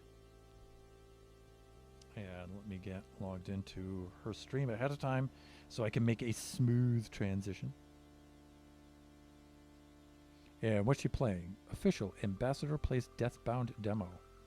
Oh, okay.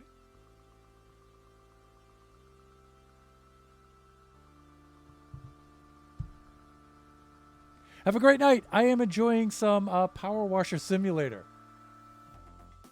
I thought I might have read that on one of your stream notifications. Power Washer Simulator.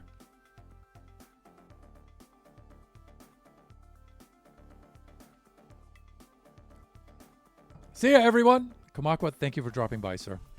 Always a pleasure. Always a fantastically mediocre pleasure. For those of you who watch the VOD later, we're in an ad break right now, so almost over. There it is. Okay, we're back. Let us set up the raid.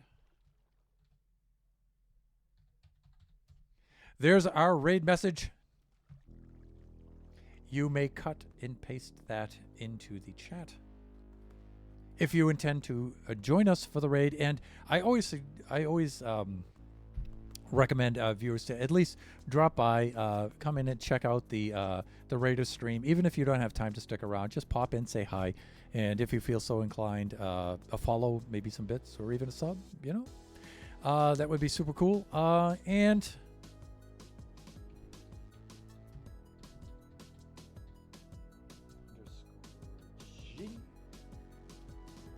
let's start the raid counting down. Family-friendly viewers, Cheska's, you'll see her stream is rated mature, so there's some language in there sometimes and stuff, but she's super cool and she's super funny. And the community, I can guarantee you, is super awesome because a lot of it is shared between us. A lot of the community, yes. So just remember, everybody, that we do these. First of all, we're back from our hiatus, so back to the regular streaming schedule. Nothing's changed so far in that regard. We do this Generation stream every Wednesday from noon to 2 p.m. Pacific Standard Time. Our next stream will be Friday. That'll be 11 to 1 p.m., 11 a.m. to 1 p.m. Pacific Standard Time. That'll be Buffooncraft. We'll be on the Buffooncraft server. And then, of course, after that will be Sunday. It'll be Kachi time from 4 to 6 p.m. Pacific Standard Time. Let us raid out to Cheska's now. Ooh, not Cheska. Yes, I'm sorry. Lone Star, I'm going to drag you kicking and screaming into her stream. Right about now.